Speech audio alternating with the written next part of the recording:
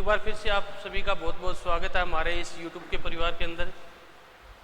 पिछले वीडियो में हमने बात करती ली थी कि प्रश्नावली 1.1 के क्वेश्चन नंबर 3 तक। अब बात करें क्वेश्चन नंबर 4 पे, क्वेश्चन नंबर 4 पे। ठीक है, क्वेश्चन नंबर 4 के अंदर ये है कि HCF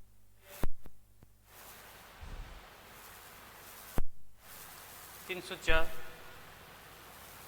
657 इज इक्वल टू आपको दिया है 9। क्या दिया है? 9 दिए। आपको ज्ञात करना है एलसीएम। क्या ज्ञात करना है?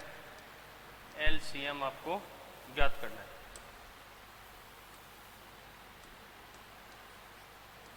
एलसीएम आपको ज्ञात करना है किस किस का? 306 657 का, ये आपको ज्ञात करना है। देख, क्वेश्चन नंबर 3 तक हमने पिछली वीडियो में बात की थी 1.1 प्रश्नावली की, जिसका नाम है रियल नंबर्स। क्या नाम है? Real number. रियल नंबर, ठीक है। जिसके अंदर रियल नंबर में हमने बात कर ली थी कि किसी भी संख्या का एलसीएम और एचसीएफ कैसे निकालते हैं। एलसीएम और एचसीएफ। एलसीएम का मतलब हो गया लिस्ट कॉमन मल्टीपल। ठीक है, पिछले वीडियो में हमने इसका थोड़ा सा नाम और जल्दबाजी के अंदर थोड़ा सा गलत बता दिया था भाई। लोवेस्ट कॉमन फैक्टर बता दिया था। क्या होता है? Least common multiple. ठीक है, और ये क्या होता है? Highest common factor. ठीक है, जबकि ये क्या होता है? Least common factor. एलसीएम क्या होता है? Least common factor. ठीक है, चलो बात करते हैं कि एचसीएफ आपको निकालना क्या है? एलसीएम। देखो भाई, हमने देखा था कि किन्हीं भी दो संख्याओं का गुणनफल, दो संख्याओं का गुणनफल,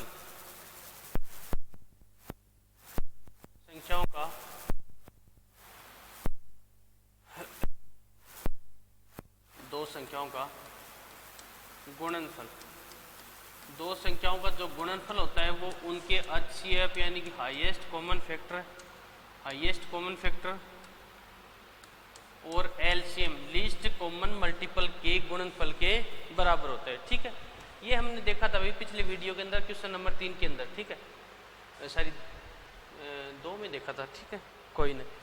कहने का मतलब किन्हीं भी दो संख्याओं का जो गुणनफल होगा वो किसके बराबर होगा? एचसीएफ और एलसीएम के बराबर होगा। तो देखो संख्याएं आपको क्या क्या दी? 357। देखो 306 गुणा में क्या है? 657। कितना आपको क्या दिया है भाई? एचसीएफ दिया गया। एचसीएफ आपको दिया है ज्ञात, आपको एलसीएम करना है, लीस्ट कॉमन मल्टीपल आपको ज्ञात करना है। ठीक है भाई, 9 का भाग जा रह गया, 9 से काट दें इन संख्या को, कैंसिल हो रही है।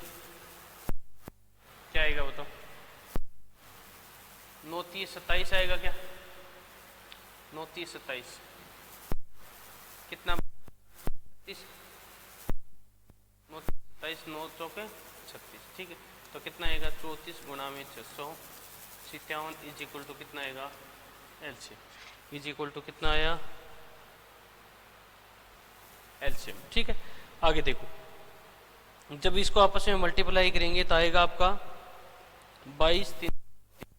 आपका क्या आएगा? 22 300 सॉरी 22 है क्या? 22 338। क्वेश्चन में आपको क्या दिया था? एचसीएफ दिया था और ज्ञात करना था एलसीएम। एचसीएफ दिया था और ज्ञात क्या करना था? एलसीएम ज्ञात करना था। ठीक है, तो हमने क्या किया भाई? कोई भी दो संख्याएं कौन कौन सी? 306 और 357, इन दोनों का जो गुणनफल होता है वो क्या कर दिया हमने? गुणनफल कर दिया, जो कि किसके बराबर होगा भाई? एलसीएम के बराबर होगा। और हमने क्या किया? इनको कैंसिल करके क्या निकाल लिया? एलसीएम में निकाल लिया। ठीक है, आगे होगा समझ में? ये हो गया आपका क्वेश्चन नंबर 4। इसके बाद में देखते हैं क्वेश्चन नंबर 5। क्या है क्वेश्चन नंबर 5? देखो भाई, क्वेश्चन नंबर 5, क्वेश्चन नंबर 5 है कि जांच कीजिए कि क्या किसी प्राकृत संख्या n के लिए लिखना है, जांच करनी है। जांच कीजिए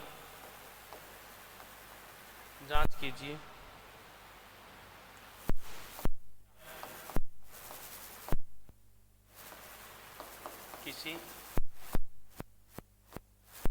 प्राकृत संख्या, क्या किसी प्राकृत संख्या n के लिए, प्राकृत संख्या n के लिए संख्या 6 की घात n के लिए,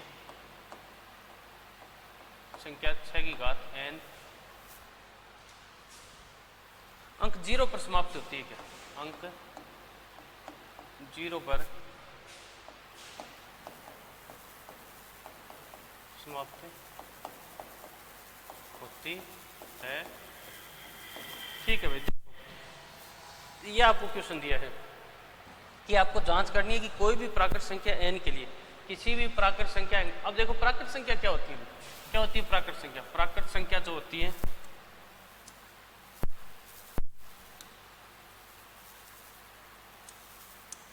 प्राकृत संख्याएं जो होती है वो कहाँ से स्टार्ट होंगी? 1 2 3 4 5 और ये सभी क्या होती है? प्राकृत संख्या। तो ये कह रहा है कि किसी प्राकृत संख्या n के लिए 6 की घात n का मान जो है वो 0 पर समाप्त होगा क्या? तो देखो भाई, शून्य पर समाप्त होने वाली संख्याएं किस प्रकार की होंगी? वो सभी संख्याएं जिनके फैक्टर के अंदर क्या है 2 गुणा 5 आए, क्या है 2 गुणा 5। यदि संख्याओं के गुणनफल में या गुणनखंड के अंदर क्या है 2 गुणा 5 आए, तभी वो संख्याएं 0 पर समाप्त होंगी, अदरवाइज नहीं होंगी भाई, अदरवाइज नहीं होंगी। कहने का मतलब किसी भी संख्या के गुणनखंड में आपको क्या मिलना चाहिए? 2 गुणा 5। यदि 2 गुणा 5 नहीं मिलेगा तो वो संख्याएं 0 पर समाप्त नहीं होंगी। देखो भाई, और आपको दिया, देखो भाई लिख सकते हैं यहाँ पर कि कोई दो संख्याएं, कोई भी संख्या शून्य पर समाप्त तभी होगी जब उसके गुणनखंड क्या है 2 गुणा 5 उपस्थित हो। यदि 2 गुणा 5 उपस्थित नहीं है तो वो संख्या शून्य पर समाप्त नहीं होगी। आगे बात समझिए, तो वो संख्या शून्य पर समाप्त नहीं होगी। ठीक है, आगे देखो, आगे क्या करना है कि n के लिए देखना है 6 की घात n। तो यहाँ से 6 की घात n बराबर देखो सकते हैं कि इसके फैक्टर करेंगे 2 गुणा 3 होंगे क्या?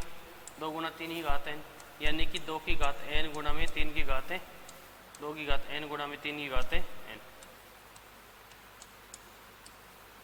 ठीक है, तो इसके फैक्टर में हमें कहीं भी नजर नहीं आ रहा कि 2 तो है लेकिन 5 नहीं है भाई, 2 है 5 नहीं है। अगर 2 है 5 नहीं है, इसका मतलब वो संख्या क्या नहीं होगी भाई? इसका मतलब वो संख्या शून्य पर समाप्त नहीं होगी। ठीक है, तो वो संख्या शून्य पर समाप्त नहीं होगी। तो क्या लिखेंगे? 6 की घात n के 6 की घात n के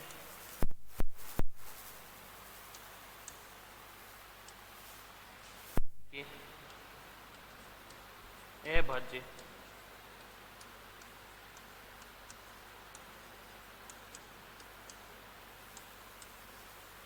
क्या 6 की घात n के अभाज्य गुणनखंडों में 5 उपस्थित नहीं है, में 5 उपस्थित है,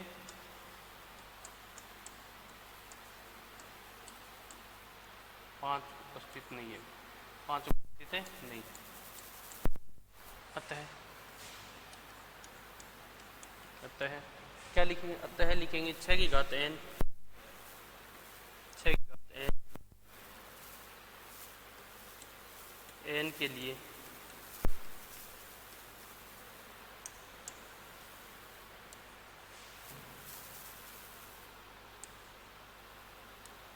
n शून्य पर समाप्त नहीं हो।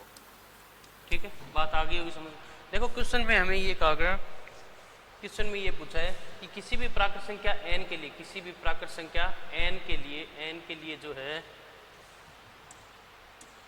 n के लिए जो 6 की घात n का मान जो वो शून्य पर समाप्त होगा क्या? क्या होगा? शून्य पर समाप्त होगा क्या? तो देखो 6 की घात n की हमने क्या किए भाई, फैक्टर किए हैं। फैक्टर किए तो क्या है, 2 गुना 3 की घात है n, यानी कि 2 गुना 3। और 2 गुना 3 का मतलब ये हो गया इसमें 5 नहीं आया भाई, और जहाँ पर 5 नहीं आएगा कहने का मतलब 2 गुना 5, ये दोनों साथ में नहीं आएंगे तब तक वो संख्या शून्य पर समाप्त नहीं होगी। ठीक है, तो इसमें 5 नहीं है तो हमने लिख दिया भाई इसमें 5 उपस्थित है नहीं है, और यदि 5 उपस्थित नहीं है तो वो संख्या शून्य पर समाप्त नहीं होगी। ठीक है, इसके बाद में देखते हैं क्वेश्चन नंबर 6। क्वेश्चन नंबर 6 1.1 का क्वेश्चन नंबर है 6। देखो भाई क्वेश्चन नंबर 6 ये है कि व्याख्या कीजिए, व्याख्या कीजिए कि किसकी व्याख्या करनी है, 7 गुणा 11 गुणा 13 और प्लस में 13, और इसके अलावा एक संख्या और दी है, क्या कहा है, 7 गुणा 6 गुणा 5 गुणा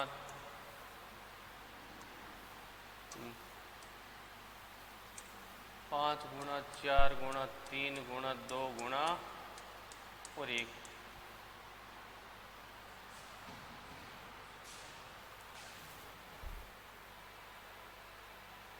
गुणा 1 प्लस में 5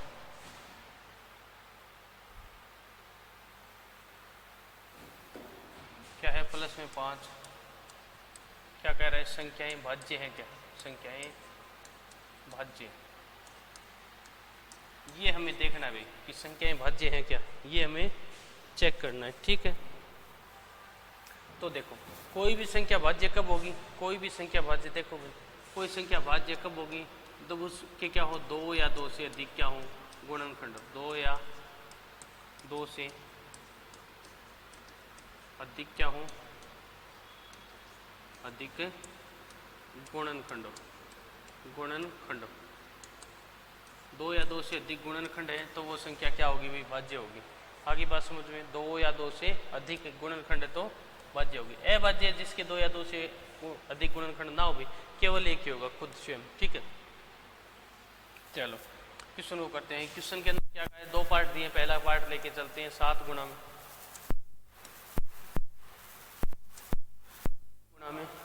7 गुणा में 11 गुणा में 13 और प्लस में 13। ठीक है, क्या कर सकते हैं, 13 कॉमन ले सकते हैं, 13 हमने क्या ले लिया, कॉमन ले लिया, तो 7 गुणा में 11 गुणा में 1 प्लस में 1। ठीक है, तो 13 गुणा में कितना आ गया, 7 को 11 से गुणा करेंगे प्लस में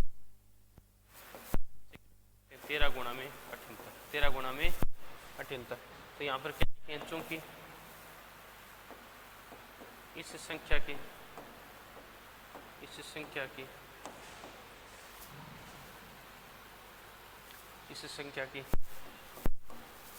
1 से ज्यादा गुणनखंड, 1 से ज्यादा क्या है, गुणनखंड है। अतः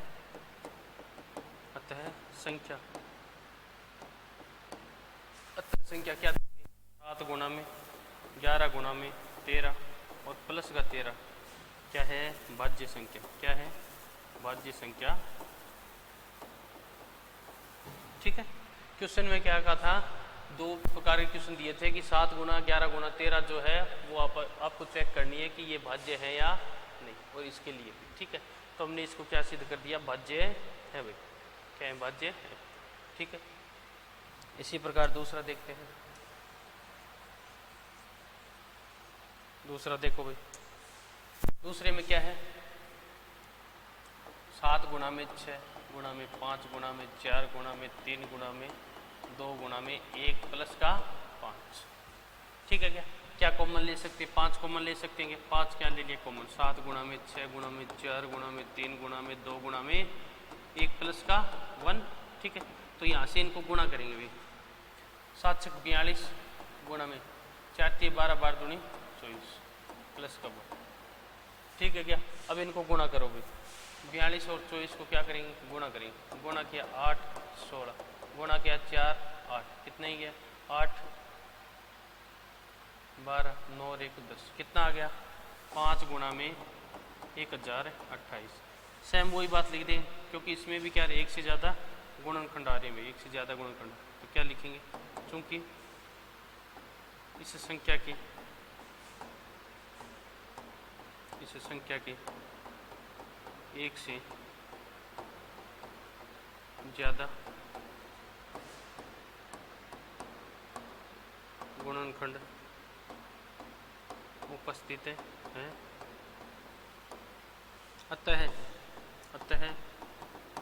संख्या जो है वो क्या है भाई, भाज्य। क्या है, भाज्य। आगे होगी बात समझ में। देखो सवाल में क्या दिया गया था कि दो संख्याएं दी थी, दोनों संख्याओं को हमें क्या सिद्ध करना था, भाज्य सिद्ध करना था। तो भाज्य सिद्ध करने के लिए भाज्य किसे कहेंगे भाई, भाज्य किसे कहेंगे, भाज्य तभी कहेंगे जिस संख्या के क्या हो, एक से अधिक क्या हो भाई, गुणनखंड, एक से अधिक क्या हो, गुणनखंड। और एक से अधिक हमने गुणनखंड यहाँ पर सिद्ध कर दिए, इसके भी दो गुणनखंड है, इसको भी आगे और तोड़ सकते हैं भाई, और इसके भी कितने, एक से ज़्यादा गुणनखंड है। ठीक है, आगे देखो क्वेश्चन नंबर 6 हो गया क्या, क्वेश्चन नंबर देखते हैं 7। एक मिनट, क्वेश्चन निकाल लेता हूँ, क्वेश्चन नंबर 7 देखो। अच्छा, क्वेश्चन नंबर 7 लिखना थोड़ा सा लेंथी है भाई, आप देख लेना अपनी बुक के अंदर देख लेना, मैं बोल देता हूँ। क्वेश्चन नंबर 7 बोल रहा हूँ कि किसी खेल के मैदान के चारों ओर एक वर्ताकार पथ है। क्या कहा है, किसी खेल का मैदान है, उसके चारों ओर क्या है, एक वर्ताकार। देखो ये मान लो कोई खेल का मैदान है, क्या है, खेल का मैदान। इस खेल के मैदान के चारों ओर क्या है, एक वर्ताकार है पथ बनाया हुआ है। ये क्या बनाया हुआ है, एक वर्ताकार है पथ बना दिए। ठीक है, ये क्या बना दिए, एक वर्ताकार पथ। ये वर्ताकार पथ है, इसके चारों ओर क्या है, एक वर्ताकार पथ, जिसके अंदर दौड़ लगा रहे, एक तो है आपके रवि है, एक तो रवि है और दूसरी सोनाली है। ठीक है, ये दोनों क्या कर रहे हैं, दौड़ लगा रहे हैं। सोनाली क्या, सॉरी सोनिया है। ठीक है, दोनों दौड़ लगा रहे हैं। तो कह रहा है कि इस मैदान का एक चक्कर लगाने में सोनिया को 18 मिनट लगते हैं। सोनिया को कितने मिनट लगते हैं, 18 मिनट। मान लो कि ये दौड़ लगा रहे हैं, तो सोनिया को कितना टाइम लग रहा है, सोनिया को जो है वो 18 मिनट लग रहा है। कितना, 18 मिनट लग रहा है। तो यहाँ से चलना प्रारंभ किया है,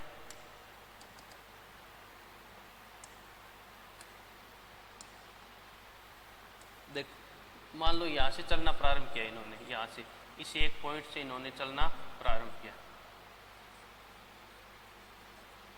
ठीक है, यहाँ से ये चलना प्रारंभ करेंगे। ठीक है, इस पॉइंट से, और ये क्या है, मैदान है क्या, अंदर की तरफ, ये मैदान है भाई, ये क्या है,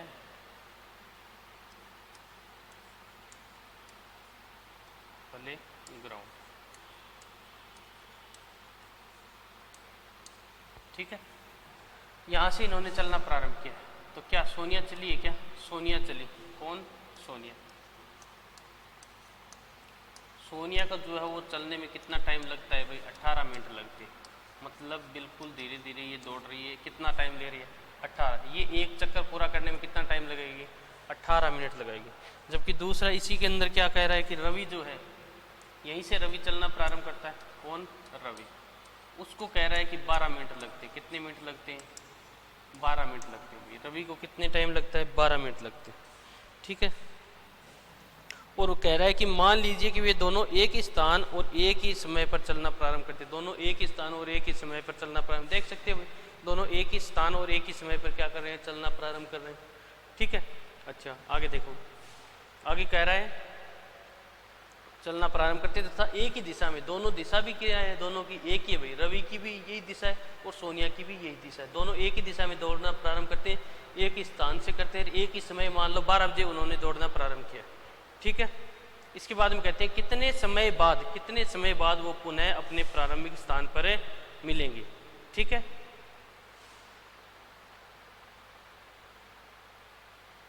देखो भाई क्वेश्चन को दोबारा देख लो। क्वेश्चन के अंदर ये कहा है कि ये कोई खेल का मैदान है। क्या है, खेल का मैदान। इस खेल के मैदान के चारों ओर क्या है, ग्राउंड है। क्या है भाई, ये ग्राउंड है। इस ग्राउंड के अंदर कौन कौन दौड़ लगा रहा है, एक तो रवि लगा रहा है, दूसरा सोनिया लगा रही है। कौन कौन लगा रहा है, रवि और सोनिया। ठीक है भाई, सोनिया जो है वो इस ग्राउंड का एक चक्कर पूरा करने में कितना टाइम ले रही है? एक चक्कर पूरा करने में 18 मिनट ले रही है। कितने मिनट? 18 मिनट। जबकि रवि जो है वो इसी ग्राउंड का चक्कर लगाने में कितना टाइम लेगा? 12 मिनट। कहने का मतलब ये बोल दें कि ये कोई ग्राउंड है, ठीक है। इस ग्राउंड से यहाँ से चलना प्रारंभ किया तो रवि जो है वो एक चक्कर यहाँ से चलकर यहाँ पर जब पूरा करेगा कितने मिनट? 12 मिनट। 12 मिनट। जबकि सोनिया इससे थोड़ा धीरे चलती है, तो ये जब रवि जब यहाँ पहुँच जाएगा, रवि यहाँ पहुँच जाएगा तो सोनिया लगभग यहीं पर पहुँचेगी।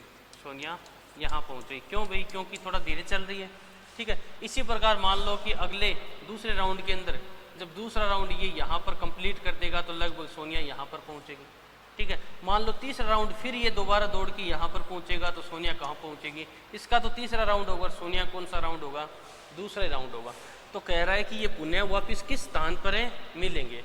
तो देखो दोनों मान लो मिलेंगे तो 1 घंटे बाद मिलेंगे दोनों, तो दोनों के लिए समय तो क्या होगा? एक होगा। समय क्या होगा? एक ही होगा।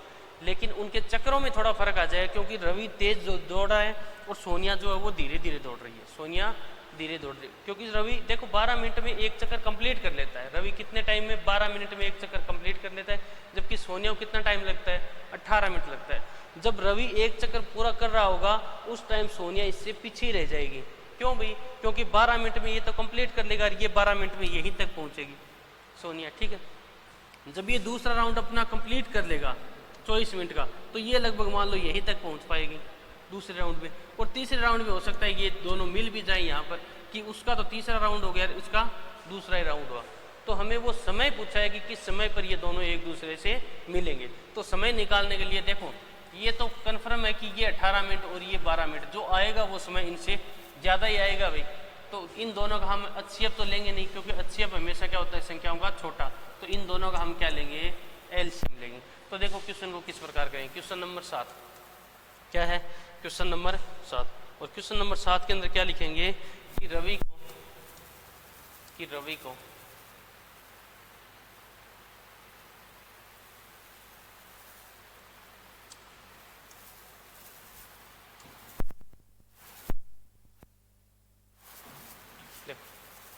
को क्या है? 1 मिनट, क्या लिखे?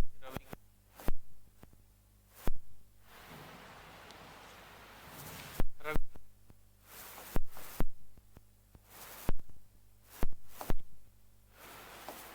पूर्ण करने में कितने मिनट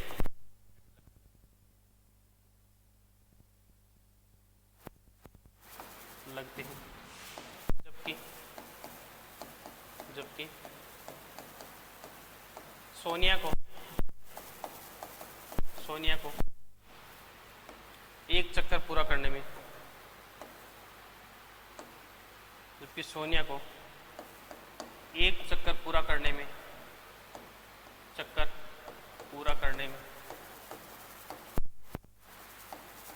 इसको 12 लगेंगे तो सोनिया को कितने लगेंगे? 18 मिनट लगते हैं। 18 मिनट है, 18 मिनट लगते हैं, ठीक है। 18 मिनट लगते हैं। एक समय बाद दोनों अपने क्या कहेंगे कि चूंकि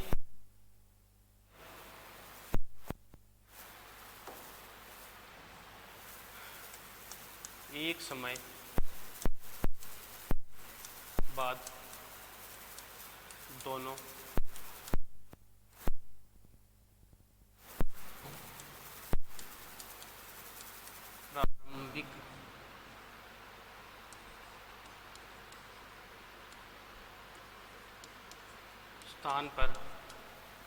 प्रारंभिक स्थान पर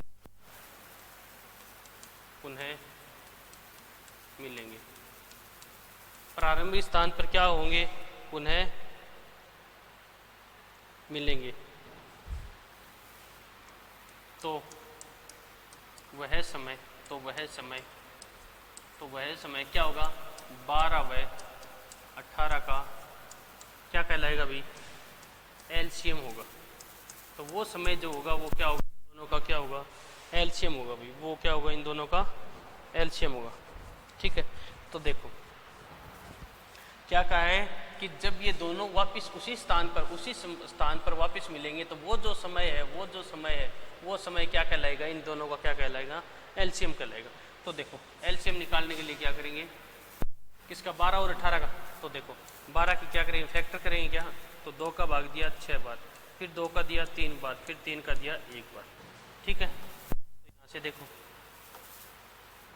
12 के फैक्टर क्या आ गए, 12 बराबर क्या आ गया, 2 गुणा में 3। इसी प्रकार 18 के फैक्टर करेंगे, 2 का दिया 9 बार, फिर 3 का, 2 का नहीं जा रहा है, फिर 3 का 1। तो यहाँ से 18 के बताओ क्या आ गए फैक्टर, 2 गुणा में 3 गुणा में 3। तो देखो भाई क्या करेंगे, कॉमन देखें, कॉमन क्या क्या है, कॉमन इन दोनों में क्या है, 2 है क्या, तो कॉमन में से तो क्या ले लेंगे, 1 ले लेंगे। तो एलसीएम लेंगे किसका, एलसीएम लेंगे 12 और 18 का एलसीएम। तो एलसीएम बताओ भाई क्या आएगा, एक तो 2 आ गया, और क्या कॉमन है, 3 भी है क्या कॉमन, 3 भी है भाई, तो 1 3 ले लिया। अब देखो क्या क्या बच गया, 2 गुणा में 3। ठीक है, तो देखो कितना आएगा, 2 दूध 4 और 9 चौके 36। तो आंसर क्या आएगा, 36 मिनट। क्या आएगा, 36 मिनट। ठीक है, तो देखो क्या लिखे हैं, क्या लिखे आते हैं रवि व सोनिया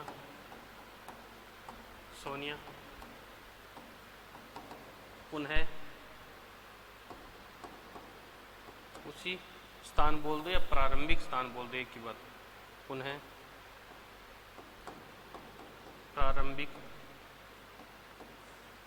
स्थान पर कितने मिनट बाद भाई, 36 मिनट बाद, प्रारंभिक स्थान पर 36 मिनट बाद मिलेंगे। चलो, आई होप कि आप सभी को भाई ये क्वेश्चन समझ में आया होगा। ठीक है, इसी के साथ हमने प्रश्नावली 1.1 क्या कर ली भाई, कंप्लीट कर लिया। ठीक है भाई, जितने भी क्वेश्चन करवा रहे हैं कोशिश यही रहती है कि आप लोगों को भाई ज़्यादा से ज़्यादा समझ में आए, और जितना हो सकता है उतनी सरल भाषा में बताने का प्रयास कर रहे हैं। फिर भी अगर नहीं आए समझ में, ज़रूर कमेंट करके बताया करो। अगर समझ में आ रही है तो भी भाई उसका थोड़ा बहुत रिप्लाई कराया करो, ताकि उसके आधार पर हम आगे से आगे आपको वीडियो प्रोवाइड कर सकें। ठीक है, तो ये हमारा क्वेश्चन नंबर हो गया 7। ठीक है, इसके बाद में वीडियो बनाएंगे हम 1.2 के आधार पर। ठीक है, धन्यवाद भाई।